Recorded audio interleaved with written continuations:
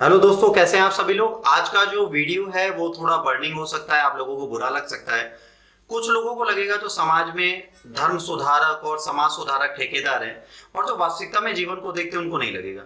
मेरा प्रश्न सिंपल है। आजकल लड़कियों के कपड़ों पर बहुत ज्यादा टिक्का टिप्पणी चल रही है हमारे देश में कि लड़कियां कपड़े ठीक से पहने तो उनका रेप नहीं होगा, उनका जीवन समृद्ध हो जाएगा।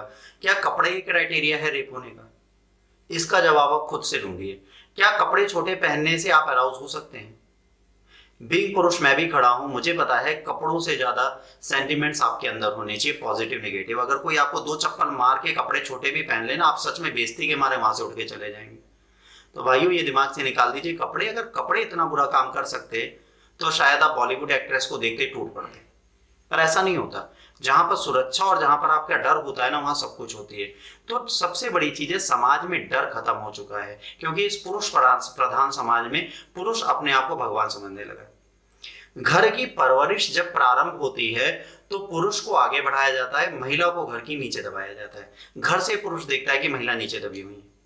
आपको जीवन में ध्यान रखना है, जब आप अपने घर पे ही समानता देंगे लड़का लड़की दोनों को, उस बहन को भी 7 बजे आने से पहले क्वेश्चन मार्क होगा और लड़के के साथ भी होगा, तो वो डर बनेगा। एक सिमिलैरिटी आपने देनी स्टार्ट की, अपने घर पे नहीं की। लोग कहते हैं कपड़ा बहुत बड़ा रीजन है, तो मुझे आप ये बता दें, 3 महीने की बच्ची का बलात्कार कौन से कपड़ों के चक्कर में होता है? डायपर आपको कैसे अराउज कर सकता है? इस समाज में इस कुंठित मानसिकता के लोगों को बदलने की जरूरत है। समाज में लड़कियों का बदलाव नहीं चाहिए, लड़कियों के कपड़े क्या है क्या नहीं। अगर ऐसा होता तो शायद बैंकॉक में हमसे ज्यादा रेप होते, ऑस्ट्रेलिया में हमारी कंट्री से ज्यादा रेप होते, यूएस में हमारी कंट्री से ज्यादा रेप होते, पर वह नहीं होते। लोग कहते हैं ओपन सेक्स कर देना चाहिए, लीगलाइजेशन ऑफ द प्रोस्टिट्यूशन कर देना चाहिए। क्या ये वर्ड सही है? क्या लीगलाइजेशन ऑफ द प्रोस्टिट्यूशन आपको हेल्प करेगा? शायद करे, अगर आपको लगता है। बट जिस समाज में आप रहते हो वहां पे आप ओपनली प्रोस्टिट्यूशन में भी नहीं जा सकते, ये भी एक हकीकत है। आप तभी वही ढूंढोगे जो छुपा हुआ ढर रहा है। जब आपको छुपे हुए ढर्रे पे रहना है तो आप दूसरे की घर से निकली हुई लड़की को अपनी बहन या माँ जैसा क्यों नहीं देख सकते? मैं नहीं कहता सबको अपनी बहन माँ जैसा देखें, बट कुछ को तो आप देख सकते हैं। आप किसी की तरफ आ सकते हैं, बहुत अच्छा। अगर उसको आपसे प्यार नहीं है तो क्या उसकी लाइफ बर्बाद करके आपको सुकून मिलता है? क्या आपको नहीं लगता वो किसी के घर की माँ बहन बेटी हो सकती है? आपके दिमाग में ये चीज नहीं घुसती। मैं आज भी बोलूंगा, कपड़ों की मानसिकता से बड़ी मानसिकता आपकी खुद की है। आप किस तरीके के विचार और परिवार में पले हैं। आपके परिवार से कमियां स्टार्ट होती हैं, आपके पीयर ग्रुप से कमियां स्टार्ट होती हैं, आपकी फैमिली से कमियां स्टार्ट होती हैं, और ब्लेम हम महिलाओं को करते हैं। जिस तरह आप अपनी बहन को देखकर उसकी सुरक्षा के लिए आगे बढ़ते हैं, क्या वैसे हर भाई ये कोशिश नहीं करेगा? अगर किसी के भाई नहीं है, क्या आप भाई बन के उसके लिए कोशिश नहीं करेंगे?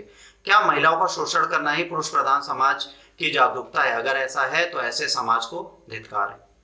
क्या महिलाओं को कंट्रोल करके आप जीवन और भारतीय समाज को अच्छा बना सकते हैं? कतई नहीं।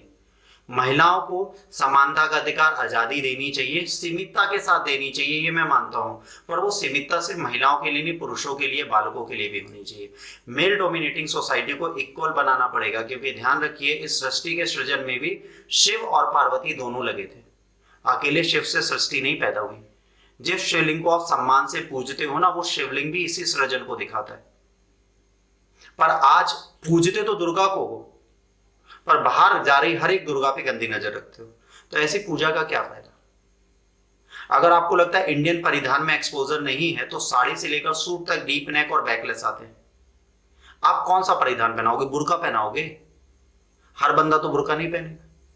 समाज में विचारधारा पे बुर्का डालिए जो आपकी गंदी विचारधारा है, ना कि किसी महिला के तन पे। उसका स्वायत्ता है, वह स्वयं पैदा हुई है, उसके खुद के अधिकार है। उस अधिकार को छीनने का अधिकार आपको किसी ने नहीं दिया।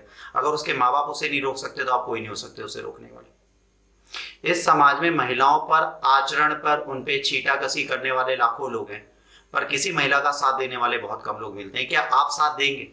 क्या आप उस गलत के अगेंस्ट खड़े होंगे? आप पे डिपेंड करता है। एजुकेटेड इंडियंस क्लास इसके अगेंस्ट है कि उनके कपड़े ही हमें अराउज करते हैं। उन्होंने आपको वेलकम किया था। मॉल में जाते हो, बड़े मल्टीप्लेक्स में जाते हो, वहां पे तो मिनी स्कर्ट दिखती है, थिएटर छोड़ के रेप करने लगते हो? नहीं करते ना। सिंपल सा माइंडसेट ये है कि आपकी सोच खराब है और आप मौके की तलाश में रहते हो। और ऐसे लोग ही हैं जो बाद में रेप विक्टिम लड़कियां बनती हैं और आप रेपिस्ट बन के जेल जाते हो, और जब समाज में दोबारा आते हो तो तिरस्कार को छोड़ के कुछ नहीं मिलता। गलतियां मैं नहीं कह रहा, अकेले पुरुषों की होती है, कभी कभार कुछ महिलाएं भी गलत होती हैं, बट समस्त महिलाएं नहीं। जिस तरह पूरी पुरुष जाति को हम ब्लेम नहीं कर सकते, वैसे हर एक लड़की को ब्लेम नहीं कर सकते इन गलतियों के लिए। माँ बाप को सिक्योरिटी करना आता है, माँ बाप को प्रोटेक्शन करना आता है, आप पर डिपेंड करता है आपको कितने अच्छे आचरण मिले। बाहर निकलने वाली महिलाओं को आप कितनी सम्मान की नजरों से देखते हैं। अगर आप घर पे दुर्गा माँ की पूजा करके निकल रहे हैं तो लड़की के अंदर दुर्गा दिखनी चाहिए, जो शायद आपको नहीं दिखती, क्योंकि हर लड़की के अंदर आपको माल दिखता है। भाई ये वर्ल्ड इतना चीकट और चीप है ना, जिसको बोलने में शर्म आनी चाहिए लोगों को। पर यहाँ पर यही है कि छोटी सी बच्ची को बड़े होके माल बनेगी, जो बुजुर्ग हो गई वो पहले माल थी। ऐसे शब्द जिस समाज में बोले जाते हैं, आपको लगता है वहां का समाज सुधरेगा? बिल्कुल नहीं सुधरेगा। पहले अपने दोस्तों में मानसिकता बदलने की कोशिश करें, तब समाज बदलेगा।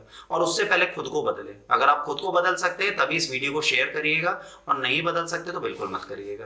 आज इतना ही। जय हिंद, वंदे मातरम।